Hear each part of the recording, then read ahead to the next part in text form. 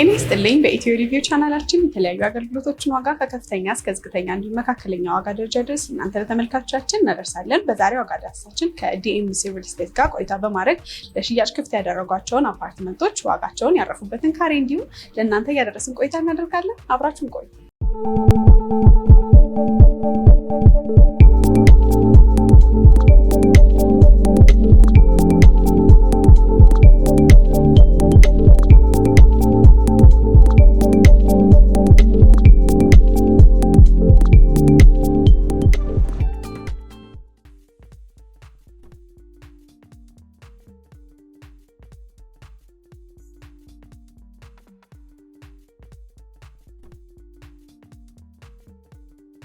ሰላም ጤና ይስጥልኝ። እንዴት ናችሁ? ጤና ይስጥልን። እንኳን ደህና መጣችሁ። እንኳን ደህና ቆያችሁ። እስቲ ራስህን ከማስተዋወቅ ጀምርልኝ እና ዛሬ የት ነው የምንገኘው? ካሳ እባላለሁ። የዲኤምሲ ሪል ስቴት የሽያጭ ባለሙያ ነኝ። አሁን የምንገኘው ዲኤምሲ ሪል ስቴት የሽያጭ ኦፊስ ነው ማለት ነው። ዛሬ እንግዲህ እኛ ለተመልካቾች የዲኤምሲ አፓርትመንቶች በምን አይነት የግንባታ ሂደት ላይ እንዳሉ ዋጋቸው እንደሚመስል ልናደርስ ነው የመጣ ነው።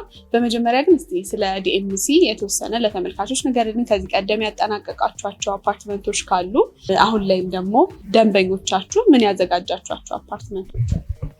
ጥሩ ጥያቄ ነው። በጣም ጥሩ ጥያቄ ነው።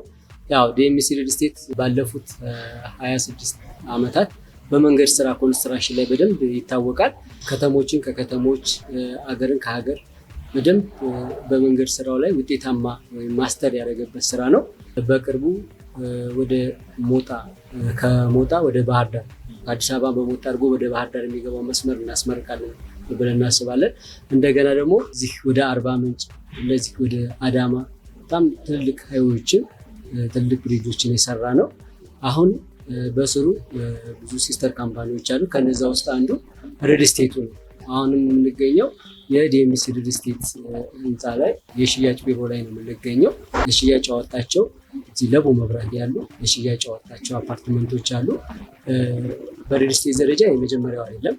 ወደ 42 የሚጠጉ ቪላ ቤቶችን ጂ+3 ቤቶችን ለሰው ለገዙን ከስተመሮች አስተላልፈናል። አሁን በአፓርትመንት ደረጃ ነው ብቅ ያልነው። በጣም ዘመናዊ ሞደርን የሆነ አፓርትመንት ይዘን የመጣ ነው። የምንሸጠው አሁን ብራንዳችን ነው። ከቤት አልፎ ወደ ብራንዱ ነው የምንሸጠው። በውስጡ ያካተታቸው ነገሮች አሉ። ብራንድ ስንል እንደዚህ ወይም ዘመናዊ አፓርትመንት ስንል ዝም ብለን አይደለም። በውስጡ ያካተታቸው ነገሮችን ታሳቢነት አድርገን ነው እነሱን ዲቴይል መነጋገር ስለምንችል ማለት ነው። እስቲ በምን ያህል ካሬ ላይ ነው አሁን ለሽያጭ ክፍት ያደረጋችሁት አፓርትመንት? በጣም ጥሩ ኮምፓውንድ ነው ሳይታችን። እንደነገርኩሽ ለቡ መብራት መስቀለኛው ላይ ያለ ሳይት ነው። በጣም ቆንጆ ሳይት ነው። 65000 ካሬ ሜትር ያረፈ ኮምፓውንድ ነው። ባለ ስንት መኝታ አማራጮች አሉ? የካሬ አማራጮቹ ከስቱዲዮ ጀምሮ ባለ 1፣ ባለ 2 እና ባለ 3 መኝታ ቤቶች አሉ። ሁሉንም የማህበረሰብ ክፍል ያካተተ እንዲሆን አድርገን የሰራ ናቸው። ምክንያቱም ከ700,000 ብር ጀምሮ ቆጥቦ የቤት ባለቤት የሚሆንበት አጋጣሚ ስላለ ያንን እድል እንዲጠቀሙበት ነው ያመጣነው። ምን አይነት መሰረታዊ ነገር አሟልቷል አፓርትመንቱ? እንደ ሊፍት፣ የመኪና ማቆሚያ፣ ቴራስ እንደዚሁም ሌሎች መሰረታዊ የሚባሉ ለአንድ ነዋሪ የሚያስፈልጉ ነገሮችን ምን አሟልቷል? ቅድም እንዳልኩሽ ዘመናዊ ነው ሲባል ምን በውስጡ በጣም ሌክዠሪ የሆነ ነገር ስትይዥ በውስጡ የከርሰ ምድር ውሃ አለው። ራሱ ሪል ስቴቱ ላይ ግሪን ኤሪያ ያለው የልጆች መጫወቻ ቴራዝ አለው ላይ። እንደገና ደግሞ አካባቢው ላይ ኢንፍራስትራክቸሮች በደንብ የተሟሉለት ነው። ትምህርት ቤት፣ የጤና ተቋማት፣ የእምነት ተቋማት እዛው አቅራቢያው ላይ ያሉት ስለሆነ እንደገና ደግሞ አሁን በቅርቡ የተገነባው አፍሪካን ሲዲሲ ይባላል አደባባዩ ላይ ማለት ነው። ከኛ ሳይት ኦልሞስት 1 ኪሎ ሜትር ባነሰ ርቀት ላይ ነው የሚገኘው እና እንደገና የመንገድ አማራጮችን ብናይ በጣም ቆንጆ ሎኬሽን ላይ ስለሆነ ያለው ከዚህ ትልቅ የገበያ ሞል እንግዲህ በአዲስ አበባ ላይ መርካቶ ነው አይደለ? ከዚህ መርካቶ አንድ ታክሲ ነው የምትይዙ። ከዚህ ቦሌ በጣም በአቋራጭ በዚህ መሄድ ትችላለች። ከዚህ ካሳንቺስ፣ ከዚህ ሜክሲኮ አንዳንድ ታክሲዎች ናቸው ያሉት። የታክሲ አማራጮች በጣም አሉት። አንድ ሰው አንድ ቤት ሲገዛ መጀመሪያ ለመኖር ነው ፕራዮሪቲ ሰጥቶ የሚገዛው፣ ካልሆነ ደግሞ አከራይቶ ገቢ ለማግኘት ነው። ወይራስ ሽጦ ደግሞ አሴት ለማግኘት ነው። ብሩን ከፍ አድርጎ ለሌላ ኢንቨስትመንት እንዲያወርድ ተደርጎ ነው እና እነዚህም ያካተተ ሳይት ደግሞ የኛ ሳይት አለ። ዘመናዊ ነው። 4 ሊፍቶች አሉት በፍሎር ደረጃ። አንድ ብሎክ ላይ 4 ሊፍቶች አሉት። 2 ደረጃ ነው፣ ደረጃውን የጠበቀ። በፍሎር 8 ቤት ነው። እነዛ 8 ቤቶች 2 ዊንግ አላቸው። በዚህኛው ዊንግ 2 ሊፍት እና 1 ደረጃ 4 ቤቶችን ይጠቀማል። 2 ሊፍት እና 1 ደረጃ እዛኛው በኩል ያለው ዊንግ 4 ቤቶች። ያ ማለት በፍሎር 1 ሊፍት ለ2 አባወራ እንደማለት ነው። እንደገና ተጨማሪ ነገር ምንድነው ይዘን የመጣ ነው ዘመናዊ የሚያስብለው ኳርተርስ ኮንሴፕት ይባላል። ማለት የኛን የኢትዮጵያን ባህል ያማከለ ግን አፓርትመንት ላይ የምታገኘው ማለት ነው። ልክ የሰርቪስ ኤሪያ ምናምን፣ የሰራተኛ ቤት፣ ኪችን፣ ላውንደሪ እና ስቶሩን አንድ ቦታ ላይ ነው የምታገኛቸው። ወደ ውስጥ ስትገቢ ደግሞ ሳሎን፣ መኝታ ቤቶችን ለየብቻ ነው የምታገኛቸው እና ግን ራሱ ሰው ቫኬሽን ቢወጣ ወደ ተለያየ ቦታ ሊሄድ ይችላል። ሰራተኛዋ የሚያገናኛት ነገር ላይኖር ይችላል። ለምን? የሰራተኛ ቤት የራሷ መታጠቢያ ቤት ይኖራታል። በዚህኛው በኩል ደግሞ ኪችን ካቢኔቱ ከሰፊ ባልከኒ ጋር አለ። ላውንደሪ እና ስቶሩም ውጭ ላይ ነው ያለው። ስለዚህ አጽድታ ምናምን እዚህኛው ማለት ወደ ማረፍ ያለ ክፍሏ መግባት ትችላለች። ስለዚህ ቆንጆና ቅንጡ ነገር ነው ለምሳሌ ያሰብነው እየሰራንም ያለነው። እስቲ ምን ለየት ያለ ነገር ይዛችሁልን መጣችሁ? ለየት ያለ ነገር አሁን የምንለው እኛ ይዘን የመጣ ነው ኮንስትራክሽን ቴክኖሎጂያችንን ትንሽ ከሌላው ሪስቴት ዘመን አድርገን የመጣ ነው። አልሙኒየም ፎርም ወርክ ይባላል። እኛ በቅይጥ አገልግሎት ነው የምንሰራው እና ምንድነው ይሄ አልሙኒየም ፎርም ወርክ? ይሄ ግድግዳዎቹን ኮሎኖቹን በኮንክሪት ስላብ ነው የምንሞላው። ፓርቴሽንም እንደየአስፈላጊነቱ በዛ ልናደርግ እንችላለን እና ምንም ከእንጨት ይሄ አኩሬት አይኖርም እና ይሄ እንጨት ላይ ርብራ ምናምን ሲደረግ ያንን አቮይድ ለማድረግ አልሙኒየም ፎርም ወርክ የሚባል በኢትዮጵያ ደረጃ የመጀመሪያ የባለስልጣኖች ግርጃ አካባቢ የተሰራ ቤት አለ። እሱን ተሰርቷል። በሪል ስቴት ደረጃ ግን የኛ የመጀመሪያው ነው እና ምናልባት ያንን ቴክኖሎጂ አፕላይ እናደርጋለን። እንዳልኩሽ የህንፃው ዲዛይን፣ የኢንተሪየር ዲዛይኑ በጣም ቆንጆ ነው። ልክ የኛን የኢትዮጵያን አኗኗር ያማከለ ግን በዘመናዊ መንገድ አድርገን ያመጣ ነው እና በጣም ደስ ይላል። ተጨማሪ ነገሮች ስቶር፣ ላውንደሪ ክፍል አካተንበታል ከአፓርትመንታችን ላይ ማለት ነው። ከመኝታ ቤት ተጨማሪ እና ከሳሎን ከኪችን ተጨማሪ እነዚህን ነገሮች እንደገና የሰራተኛ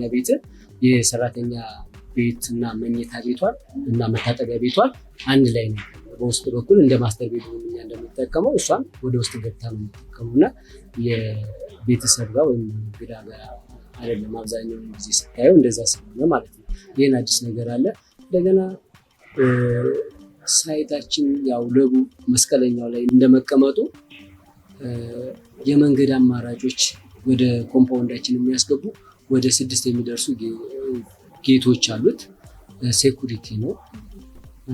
በእያንዳንዱ ጌት ላይ ጥበቃ ይኖራል። ሁለተኛ ደግሞ የህፃናት መጫወቻ በደንብ አለ። በቂ የመኪና ማቆሚያ፣ ምክንያቱም ቤዝመንት ፕላስ 3 ነው የሚሰራው። ቤዝመንት 3 ድረስ ነው የሚወርደው ወደታች። በቂ የመኪና ማቆሚያ አለን።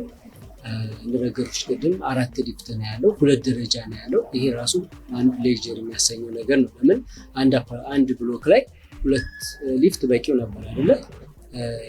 እኛ ምንድን ያደረግነው 3 የሰውና 1 የእቃ አድርገን 4 ሊፍት አድርገን በግራና በቀኝ ደረጃቸውን የጠበቁ ወደ 1.50 ሜትር የሚደርሱ በግራና በቀኝ ደረጃዎች አሉ። ስፋታቸው 1.50 ሜትር ስታንዳርድ ነው። 120 ምናምን የሚያደርጉት እኛ 150 ነው ያደረግነው። ያው የሚታይ ነገር ስለሆነ ማለት ነው። ሌላው ነገር በጣም ለየት ብሎ እዚህ ላይ ፕራዮሪቲ የሰጠነው ኤምባሲ አጠገብ ነው። ኤምባሲ አጠገብ ማለት በጣም ሴፍቲ የተጠበቀ ነው። ሴኩሪቲ ነው የራሱ ኤምባሲ ራሱ። ምክንያቱም በኤምባሲው እና በእኛ መካከል መንገድ ብቻ ነው ያለው። ስለዚህ ያም እንደ አድቫንቴጅ መቆጠር አለበት። ሌላው አካባቢው ላይ ያሉት ቅድም ነገርኩሽ የእምነት ተቋማት፣ የኢንፍራስትራክቸር፣ የተለያዩ የሞሎች፣ ሱፐር ማርኬቶች እነዛ አሉ። አካባቢውም የለማ ነው። ለልማት ገና የሚቀረው ሳይሆን ኦልሬዲ የለማ ሰፈር ነው። ሴትል የሆነ ነገር ነው። የተረጋጋም ያደርግሻል እንደዛ የለማ ሰፈር ሲሆን አንድ አካባቢ። እንደገና ደግሞ የቆሻሻ ማውረጃ የደረቅ ቆሻሻ ማውረጃ ጋርቤጅ ሹተር G+20 ነው የምንገነባው። ሽያጭ ያወጣ ነው G+90 ነው።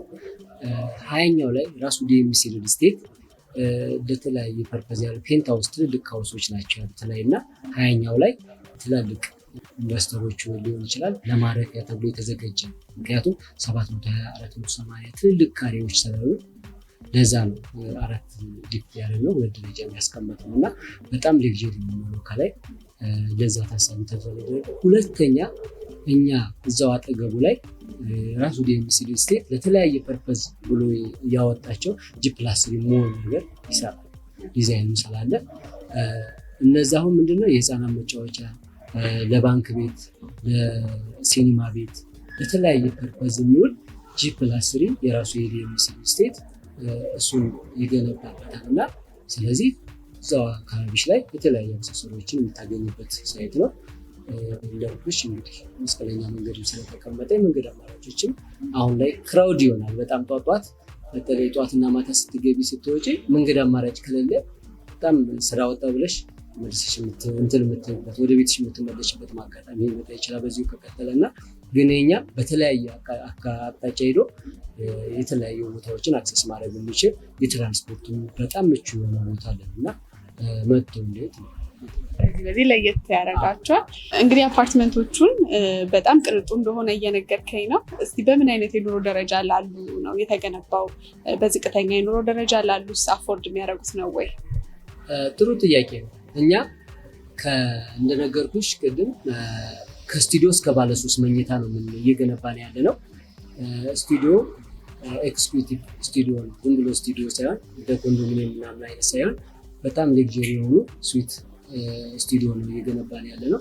ከስቱዲዮ ጀምሮ ባለ 1 መኝታ አለን፣ ባለ 2 መኝታ እና ባለ 3 መኝታ ነው። ስለዚህ ስቱዲዮ ላይ ማንም ሰው መግባት የሚችልበት አጋጣሚ አለ። ለምን ከ700 ሺህ ብር ጀምሮ ቆጥቦ ክፍያው ነው 15% ቅድመ ክፍያው ከ700 ሺህ ብር ጀምሮ ማንም ሰው አሁን 700 ሺህ ብር የመኪና ዋጋ ስለሆነ ከነዛ ማንኛውም ማህበረሰብ መጥቶ ጆይን ሊያደርገን ይችላል። ስለዚህ ከስቱዲዮ ጀምሮ እስከ ባለ 3 መኝታ ስለሆነ ስቱዲዮ እና ባለ 1 መኝታውን የግድ ይናል ብዙ ሚሊዮኖች ማውጣት ሳይጠበቅበት በትንሽ ብር መጀመር ይቻላል እኛ ጋር።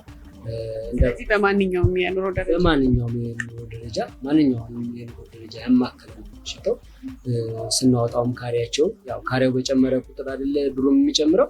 ስለዚህ ከ52 ካሬ እስከ 147 ካሬ ነው ያሉት። በተለያየ የካሬ አማራጮች አሉ፣ በተለያየ መኝታ ቤቶች አማራጮች አሉ። እነዛ የሚስማማውን መምረጥ ይችላል ሰው።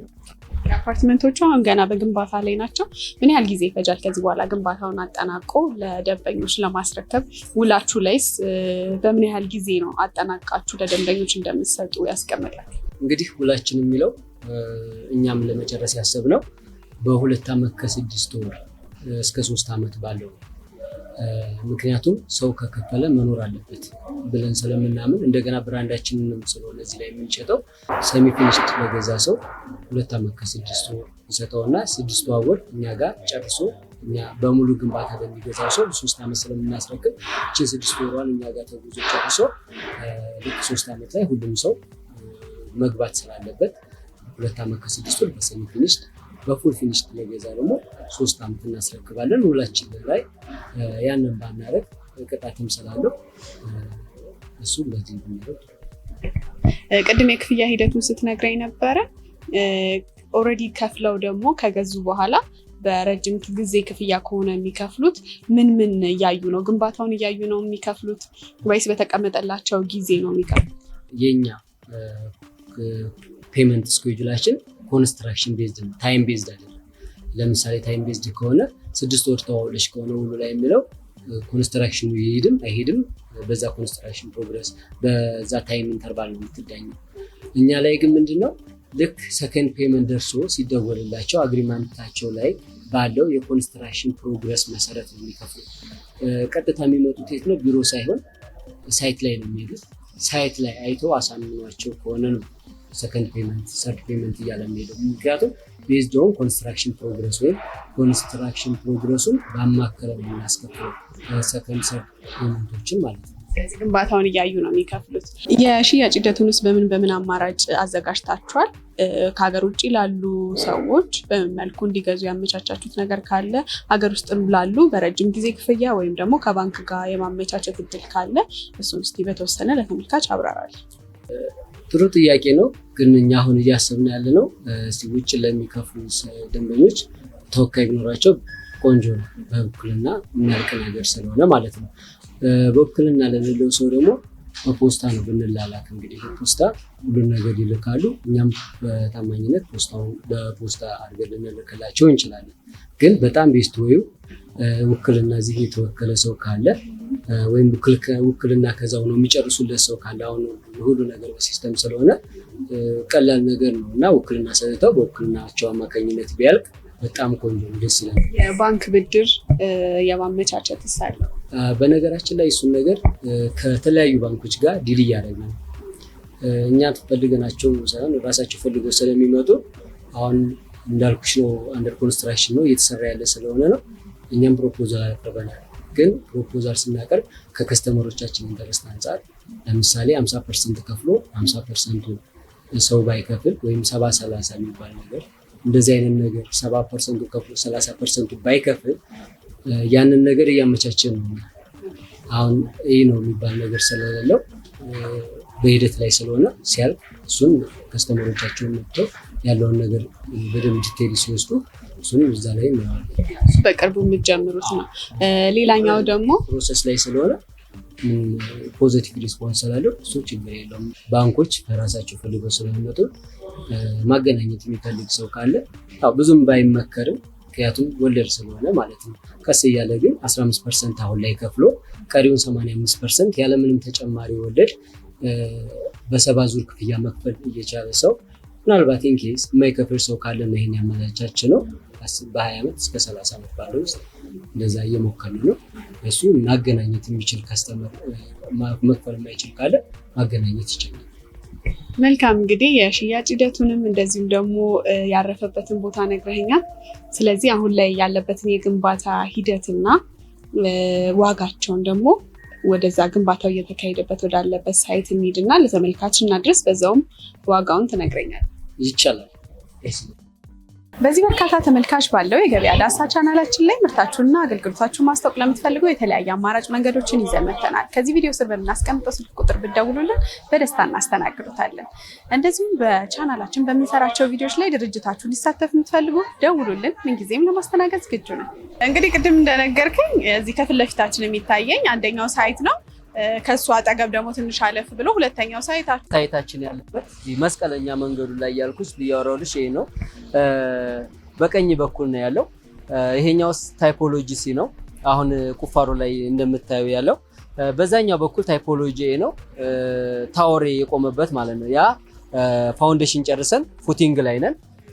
እንግዲህ ዋናው ነገር እዚህ ላይ ሰው ኢንቨስት ሲያደርግ መጀመሪያ የሚያየው ሎኬሽን ነው። ሎኬሽኑ የተቀመጠበት ሎኬሽን መስቀለኛ መንገድ ላይ ነው። ያ የምታዩ ቻድ ኤምባሲ ነው። እዛ ጋር የሚታይሽ አፍሪካን ሲዲሲ የሚባለው አሁን በቅርብ የተጠናቀቀው ነው፣ ቻይኖች የጨረሱት። አካባቢው ላይ ቤተክርስቲያን አለ፣ መስጊድ እንደምታዩ እዛ ጋር አለ። እዚህ ጋራ ሞል የሚባል ሸዋ ሱፐር ማርኬቶች አሉ። ወደዚህ ልክ ከዚህ ከመስቀለኛዋ ወደ ላይ ስትወጭ ወደ ለቡ ሙዚቃ ቤትና ወደ ጀሞ ነው የምትሄጀው። ከዚህ ዋናውን አስፋልት ስትሄጅ ደግሞ ወደ ጋርመንት አደባባይ ነው የምትሄጀው። ወደዚህኛው ፓርት ስትመጪ ደግሞ ወደ ጀርመን አደባባይ ነው የሚሄድ። ወደ ስትወጭ ወደ ላፍቶ ነው የሚወስድሽ እና ይሄ ሎኬሽን እንግዲህ በጣም ቤስት ከሚባለው የራሳችንን ሳይት የመጀመሪያውም ሳይት ይሄን ብራንድ መኖር ወይም ለማከራየት ወይም መልሶ ለመሸጥ ነውና ኢንቨስትመንት ያው አሴት የማያመጣልሽ ከሆነ ኢንቨስትመንት አይባልም። ስለዚህ ይሄ ቦታ እንደምታዩ በጣም ቆንጆ ሎኬሽን የሚባል ላይ ነው የተቀመጠው። አሰራራችንም ቅድም እንዳልኩሽ በጣም ዘመናዊ አድርገን ብራንዳችንም ለመሸጥ አስበንበት የተዘጋጀንበት ስለሆነ እዚህ ላይ ነው እንግዲህ ሰው ኢንቨስት የሚያደርገው። ከ15% ጀምሮ ኢንቨስት አድርጎ ቀሪውን 85% ያለምንም ወለድ በ3 ዓመት ውስጥ በ7 ዙር ክፍያ ይከፍላል ማለት ነው። ሲከፍል ቤዝድ ኦን ኮንስትራክሽን ፕሮግረስ ነው የምናስከፍለው። ማለት ታይም ኢንተርቫል አይደለም፣ ኮንስትራክሽን ቤዝድ ነው የምናስከፍለው። እየመጣ በየዙሩ ሳይቱን አይቶ ቀጥታ ቢሮአችን መጥቶ ነው ክፍያ የሚፈጽመው። ኢንፍራስትራክቸሩም እንደምታዩ ነው። ምንም ነገር አዲስ የሚሰራ ወይ የሆነ ነገር የለም። ሁሉም ኮንስትራክሽን የጨረሰ ሰፈር ነው፣ የለማ ሰፈር ነው ማለት ነው። በሌላ አባባል የለማ ሰፈር ነው። ይህን ይመስላል ሳይታችን። በጣም አሪፍ። እንግዲህ እንደነገርከኝ ከስቱዲዮ ጀምሮ ነው ያሏችሁ። ስለዚህ ከስቱዲዮ ጀምሮ ስቱዲዮ ምን ያህል ካሬ እንደሆነና ዋጋውን አያይዘ ለተመልካች ንገርልኝ። እስከ ባለ 3 መኝታ ድረስ ነው ያላችሁና ምን ምን አይነት ክፍሎችን እንደሚያካትት በምን ያህል ካሬ ላይ እንዳረፈና ዋጋው ስንት እንደሆነ አያይዘ። በምን ያህል ካሬ ላይ ያረፈ የሚባለው 65000 ካሬ ነው። ኮምፓውንድ ነው የሚሆነው። የልጆች መጫወቻ ቤት፣ የተለያዩ ዘመናዊ የሚባሉ ነገሮችን ያካተተ ነው። የመኪና ፓርኪንግ በቂ የመኪና ፓርኪንግ አለው። 3 ቤዝመንት ስለሆነ የገስት ፓርኪንግም ይኖረዋል። ውጭ ላይ ተደራቢ መኪና ብላለው እዛው ላይ መጠቀም ይችላል። እንግዲህ እኛ ጋር ለመዋል ወይም የቤት ባለቤት ለመሆን ቅድመ ክፍያ 15% ጀምሮ ውል መውሰድ ይችላል። ህጋዊ ውል ስንተኛ ፍሎር ላይ እንዳለ፣ የቤቱ ቁጥር ስንት እንደሆነ፣ እንዲሁም ስንተኛ ቤት ላይ እንዳለ ማወቅ ይችላል። 15% ከፍሎ ማለት ነው። ህጋዊ አግሪመንት ይወስዳል። የድርጅቱን አግሪመንት ህጋዊ ደረሰኝ ይወስዳል ማለት ነው። ደረሰኝ አስቆርጦ ይህ በእንድ እንዳለ ምንድነው፣ ለምሳሌ ስቱዲዮ የሚወስድ ሰው ቢመጣ፣ እኛ ጋር ስቱዲዮ ፈላጉ የሚወስድ ሰው ቢመጣ ቅድመ ክፍያ 15% ማለትም 710,000 ብር ከፍሎ መውሰድ ይችላል። ኤግዛክትሊ የቤቱ ያለበትን ፍሎርም ማወቅ ይችላል። የቤት ቁጥሩንም ማወቅ ይችላል። በዛ ነው አግሪመንቱን የሚሰራለት ማለት ነው። 15% ሲከፍል ባለ አንድ መኝታውን 72.2 ካሬውን እንደሚፈልግ ደንበኛ ደግሞ 970,000 ብር አካባቢ ከፍሎ የራሱ እንደዚሁ ማድረግ ይችላል ማለት ነው። ቀሪውን 85% በ3 ዓመት ውስጥ በ7 ዙር ክፍያ ቤዝድ ኦን ኮንስትራክሽን ፕሮግረስ መክፈል ይችላል። ባለ 2 መኝታ ቤት 132 እና 137 ስለሆነ ያለው 132ቱን ለሚወስድ ደንበኛ 1,700,000 ብር ከፍሎ ቀሪውን 85% እንደዚሁ በ3 ዓመት ጊዜ ውስጥ በ7 ዙር ክፍያ መክፈል ይችላል። ያለምንም ወለድ ነው ይሄ የሚሆነው። አሁንም 137ቱን ለሚወስድ 1,800,000 ብር ከፍሎ ቀሪውን እንደዚሁ በ3 ዓመት ጊዜ ውስጥ በ7 ዙር ክፍያ መክፈል ይችላል። ባለ 3 መኝታ የሚፈልግ አንድ የካሬ አማራጭ ነው ያለን 147.33 ነው የሚለው። ያንን ለመውሰድ 1.9 እኛ ጋር አግሪመንት ያደርግና ቀሪውን 85% ያለምንም ተጨማሪ ወለድ በ7 ዙር ክፍያ ለ3 ዓመት መክፈል ይችላል ማለት ነው። በጣም አሪፍ። እንግዲህ ያለውን ስለ ሳይቱም ሆነ እንደዚህ አፓርትመንቶቹ ኢንፎርሜሽን በደንብ ያደረስን ይመስለኛል። ለተጨማሪ ደግሞ ከእናንተ መረጃ የሚፈልጉ የት ያገኟቸዋል የሚለውን እንደዚሁም ደግሞ የማማከር እናንተ ኦፊስ መጥተው ሌሎች ኢንፎርሜሽኖችን የማግኘት አገልግሎት የሚሰጡ ከሆነ አያይዘን። በጣም ጥሩ። እንግዲህ ይሄ እንደ መግቢያ ኢንፎርሜሽን ነው ያለውን ነገር የገለጽ ነው። በደንብ ደግሞ ዲቴይሊ ደንበኛው ሲመጣ የሚያዩ ነገር ይኖራል። በደንብ ደግሞ እዛ ላይ በደንብ ማውራት ስለምንችል ሳይቱንም እያየን ቢሮ ተቀምጠንም ማውራት ስለምንችል ለበለጠ መረጃ የሚፈልግ ሰው ቫይበር፣ ኢሞ፣ ዋትሳፕ እና ቴሌግራም ላይ አድሬስ ላደርጋቸው እችላለሁ። በዚህ ቪዲዮ ስር በምናስቀምጠው ስልክ ቁጥር ደውለውም ሆነ በመጻፍ ማግኘት በትክክል ሁለት ስልክ አስቀምጣለሁ። በ0922887148 እና በ0993802299 ቢደውሉ ወይም ኢሞ ላይ ወይ ቫይበር ላይ ወይ ዋትሳፕ ላይ ወይ ቴሌግራም ላይ ሃይ ቢሉኝ ኮንታክት ቢያደርጉ ሙሉ መረጃውን ከዚህ በተሻለ ደግሞ ማግኘት ይችላሉ። አንድ መጨመር የምፈልገው አሁን ፕሮሞሽናል ፕራይስ ላይ መቼ እንደሚቀየር አታውቂም። ሴት ያደረግነው ታርጌት ያደረግነው ቤት አለ። ያ ከሞላ አዲስ ፕራይስ ነው የምናወጣው እና ያንን እድል ደንበኛ እንዲጠቀምና ተጨማሪ ደግሞ ከፕሮሞሽናል ፕራይስ ተጨማሪ እስከ 10% የሚደርስ ልዩ ቅናሽ አለና ያንን እድል እንዲጠቀሙ ነው የማሳስበው። እኛም እንግዲህ መጥተው ከአንተ ጋር ቆይታ በማድረግ የሚፈልጉትን ማብራሪያ ከወሰዱ በኋላ የመረጡትን ቤት እንዲገዙ መልእክታችን ነው። ጊዜህን ስለሰጠህን ከልብ እናመሰግናለን። እኔም አመሰግናለሁ። ቴንኪው። መልካም ቀን።